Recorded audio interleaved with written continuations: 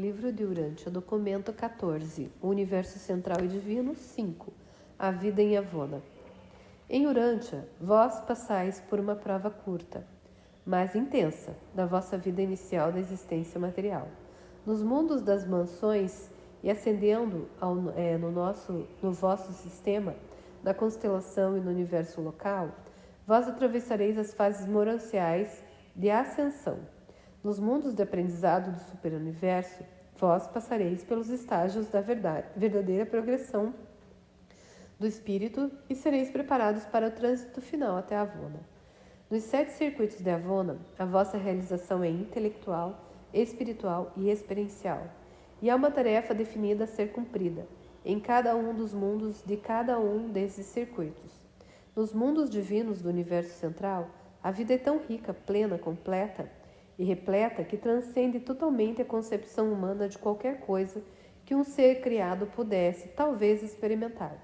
As atividades sociais e econômicas dessa criação eterna são inteiramente distintas das ocupações das criaturas materiais que vivem nos mundos evolucionários, tais como Urântia. Até mesmo a técnica de pensamento em Avona é diferente do modo de pensar em Urântia. As regulamentações do universo central são adequadas e inerentemente naturais. As regras de conduta não são arbitrárias. Para cada requisito em Avona, revela-se o motivo de sua exigência de retidão e a regra da justiça. E esses dois fatores combinados igualam-se àqueles que em Urântia seria denominado equidade. Quando chegardes em Avona, naturalmente ireis ter o prazer de fazer as coisas da maneira como elas deveriam ser feitas. Quando, pela primeira vez, os seres inteligentes chegam ao universo central, eles são recebidos e domiciliados no mundo piloto do 7º circuito de Avona. À medida que os recém-chegados progridem espiritualmente e adquirem a compreensão da identidade do espírito mestre do seu superuniverso, eles são transferidos para o 6º círculo. Foi, segundo essa disposição no universo central, que os círculos de progresso na mente humana receberam a sua denominação. Depois que os seres ascendentes houverem alcançado a compreensão da supremacia e houverem sido preparados, pois, para a aventura da deidade, eles são levados ao 5º circuito. E depois de alcançarem o espírito infinito, eles são transferidos para o 4º circuito. Em seguida, ao alcance do Filho Eterno, eles são transferidos para o 3º, e quando tiverem reconhecido o Pai Universal, eles permanecerão no 2º circuito de mundos, onde se tornarão mais familiarizados com as hostes do paraíso. A chegada ao 1º circuito de Avona significa a aceitação dos candidatos do tempo para o serviço do paraíso, indefinidamente de acordo com a natureza e a extensão da ascensão da criatura. Eles permanecerão no circuito mais interno de alcance e crescimento espiritual. Desse circuito interno, os peregrinos ascendentes prosseguem para o interior, para residirem no paraíso e serem admitidos no corpo de finalidade. Durante a vossa permanência em Avona, como peregrinos em ascensão, ser-vos-á permitido visitar livremente os mundos do circuito a vós designado, e vos será também permitido voltar aos planetas nesses circuitos que houverdes anteriormente atravessado. E tudo isso é possível àqueles que permanecem nos círculos de Avona, sem que haja necessidade que eles sejam ensupernafinados. Os peregrinos do tempo são capazes de equipar-se para atravessar o espaço alcançado, mas devem depender da técnica estabelecida para franquearem-se até o espaço não alcançado.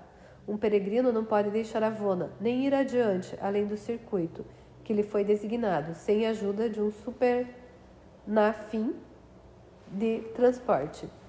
Há uma originalidade revigorante nessa imensa criação central.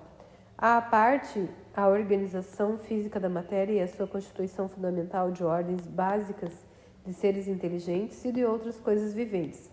Não há nada em comum entre os mundos de Avona. Cada um desses planetas é uma criação original, única e exclusiva. Cada planeta é uma produção incomparável, esplêndida e perfeita.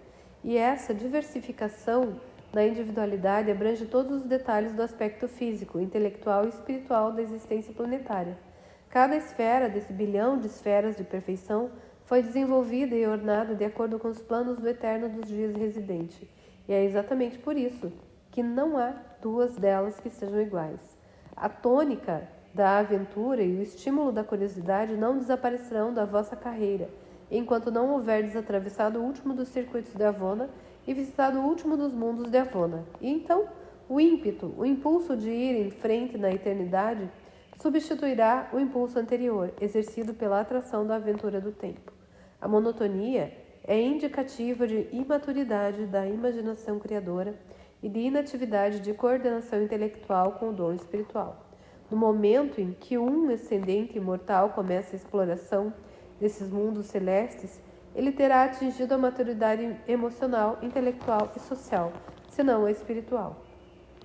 Não apenas vós ireis encontrar mudanças não sonhadas que se apresentam a vós à medida que avançais de circuito em circuito em Avona, mas o vosso assombro será inexprimível quando progredirdes de planeta para planeta no âmbito de cada circuito.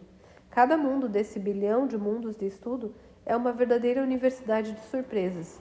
O assombro contínuo, o deslumbramento interminável, é a experiência daquelas que atravessam tais circuitos e visitam essas esferas gigantescas. A monotonia não faz parte da carreira em Avona.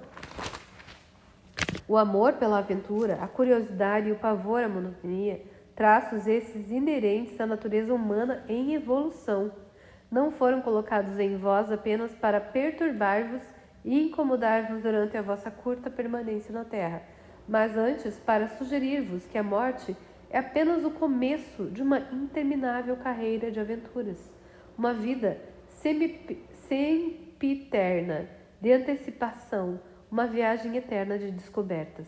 A curiosidade, espírito de investigação, ímpeto de descoberta, instinto de exploração é uma parte do dom inato e divino das criaturas evolucionárias do espaço. Esses impulsos naturais não foram dados a vós meramente para serem frustrados e reprimidos. É bem verdade que esses impulsos ambiciosos devem frequentemente ser restringidos durante a vossa curta vida na Terra, e o desapontamento deve ser muitas vezes experienciado, mas eles estão para ser plenamente realizados e gloriosamente gratificados durante as longas eras que virão.